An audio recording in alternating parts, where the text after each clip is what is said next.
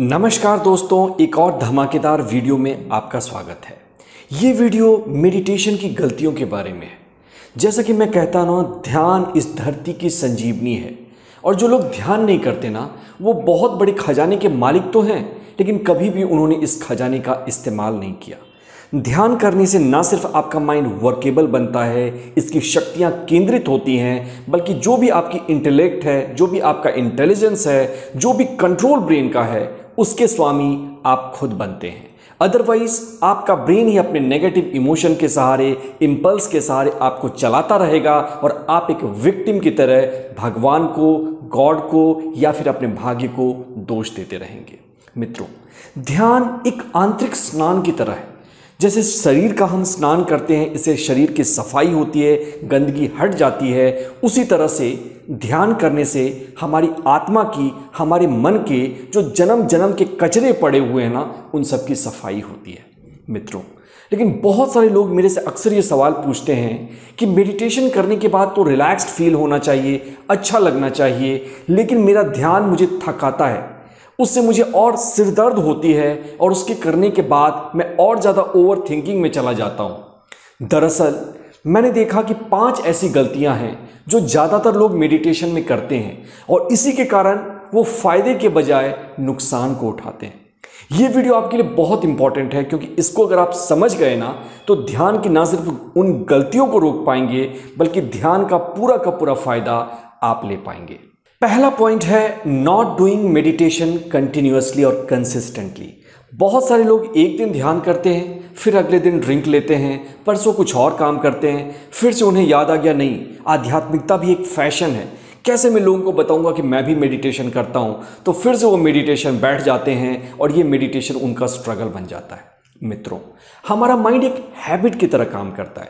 जिस काम को आप कंसिस्टेंटली करते हैं ना, ब्रेन में उसके लिए प्रोग्राम्स बन जाते हैं, न्यूरॉन्स का कनेक्शन बन जाता है, सर्किट बन जाता है, और ये सर्किट कुछ समय के बाद ऑटोमेटिक हो जाता है, जिसे कि हम हैबिट कहते हैं।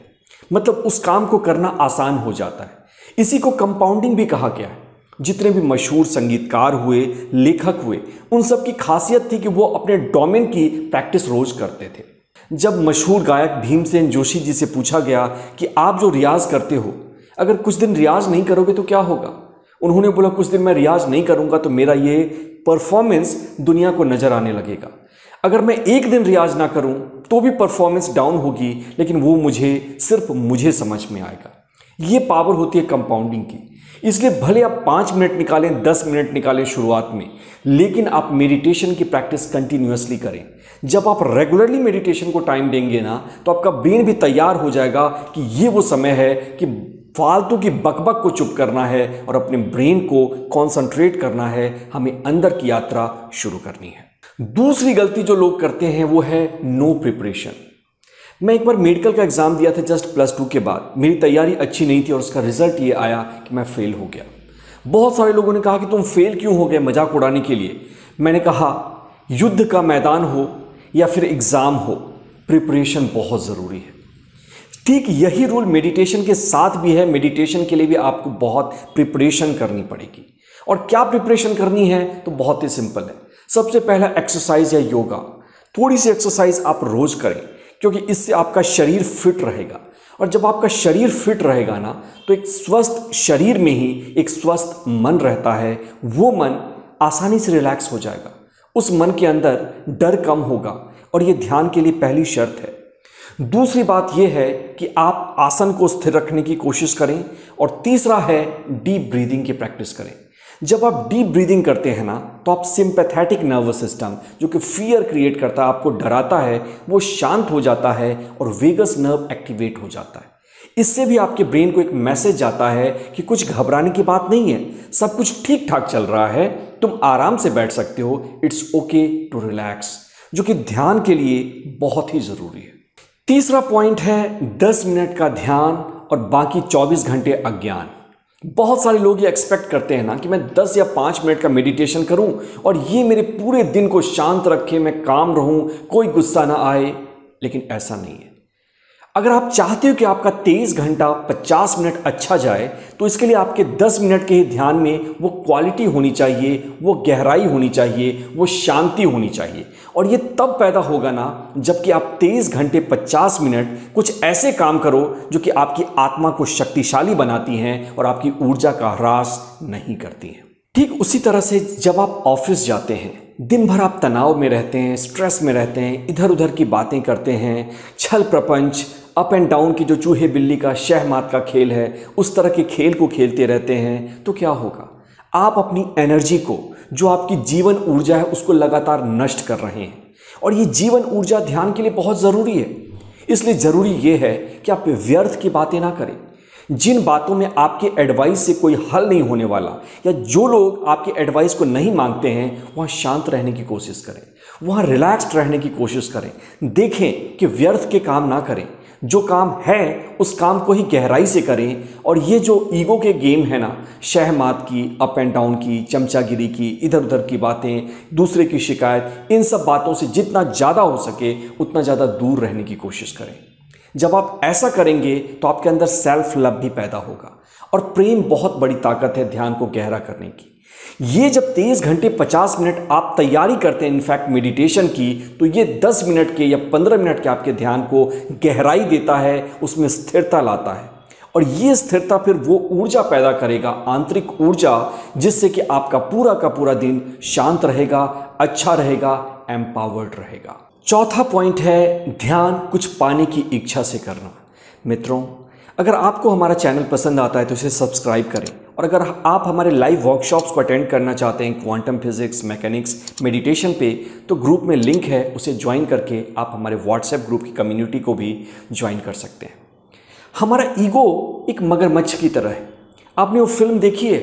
अजीब जानवर है, कितना भी खाए भूखा ही रहता है। वही हाल हमारी ईगो का है।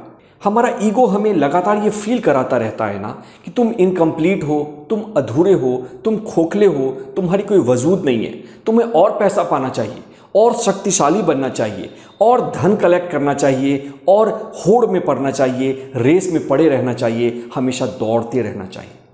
लेकिन आपको इसे पहचानना है कि आपकी आत्मा की आवाज़ नहीं है।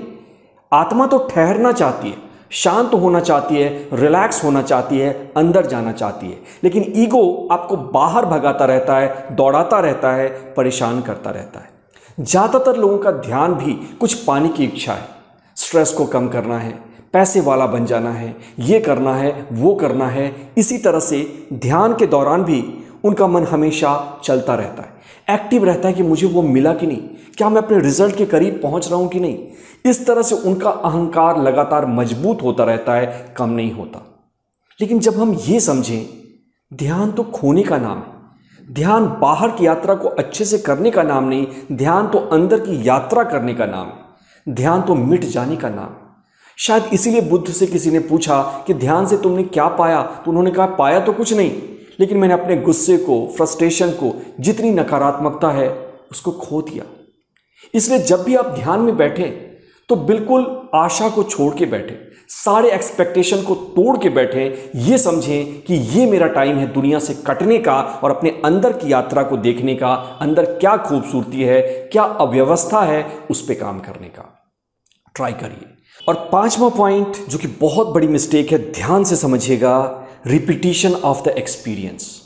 बहुत सारे लोग जब ध्यान करते हैं ना, एक बार उन्हें थोड़ा सा मन शांत हुआ, कुछ धुआं दिखा, कुछ रोशनी दिखी, थोड़ा अच्छा फील हुआ, स्ट्रेस कम हुआ, और वो उसी एक्सपीरियंस को बार बार तलाशने की कोशिश करते हैं ध्यान में। याद रखिएगा, बहुत सारे लोग एक मिस्टेक में जीते हैं। उनके ध्यान के अच्छे होने का डेफिनेशन क्या है कि उन्हें थोड़ा सा अच्छा फील हुआ। याद रखिएगा, हमारी फीलिंग क्वांटिटी और क्वालिटी ऑफ थॉट्स पे आती है।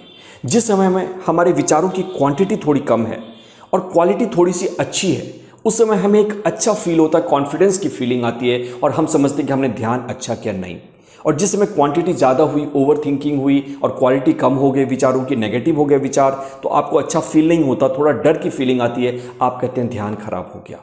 ऐसा नहीं है। समझने की कोशिश करिए कि हमारे जो अंदर के एक्सपीरियंस या फीलिंग आते हैं वो हमारे विचारों से आते हैं, और विचार बादल की तरह हैं कि आप इन्हें कंट्रोल नहीं कर सकते। आसमान में कभी बादल होंगे, कभी बादल नहीं होंगे, कभी बादल काले होंगे, कभी बादल सफ़ेद होंगे, इसके ऊपर आपका कोई नियंत्रण नहीं। और अगर आप इनको पकड़ के बैठ गए तो आप एक्सपीरियंस में फंस गए, आपने ध्यान को समझा ही नहीं। ध्यान का सीधा सा अर्थ है इन बादलों को देखना, जैसे भी हैं ये बादल, इनको स्वीकार करना। ठीक उसी तरह से जो भी आपके विचार आपके मन में आ रहे हैं, जो भी भावनाएं आ रही हैं, क्या आप उसके प्रति अवेयर थे? अगर आप अवेयर थे तो आपने मेडिटेशन किया, या फिर कोई विचार नहीं आया, आपको अच्छी ही फीलिंग आ रही थी, लेकिन क्या आप उसके प्रति सजग थे, सतर्क थे? क्योंकि सतर्कता का नाम, जागने का नाम, अवेक रहने का नाम मेडिटेशन। तो आशा करता हूं कि ये 5 गलतियां आप ध्यान में नहीं करेंगे, और जब आप ऐसा नहीं करेंगे ना मित्रों, तो आपका मन स्वतः ही अंदर जाने लगेगा, और इस तरह से ना सिर्फ आप अपने अंतर मन के कचरे को साफ करके स्वर्ग बनाएंगे, बल्कि धीरे धीरे आप अपनी सकारात्मक ऊर्जा से इस पूरी धरती को, ब्रह्मांड को भी स्वर्ग बनाना शुरू कर देंगे। मित्रों, अगर वीडियो पसंद आई तो एक छोटा सा कमेंट लिखकर आप मुझे इंस्पायर कर सकते हैं, ताकि मैं और ज़्यादा वीडियोस बनाऊं। आपके कमेंट से ही ना मुझे एनर्जी मिलती है, ये मेरा पेट्रोल है। यूं ही बना रहे साथ, फिर होगी मुलाकात। मैं पीयूष प्रभात, मिलते हैं अगले वीडियो में। थैंक यू, गुड बाय, नमस्ते।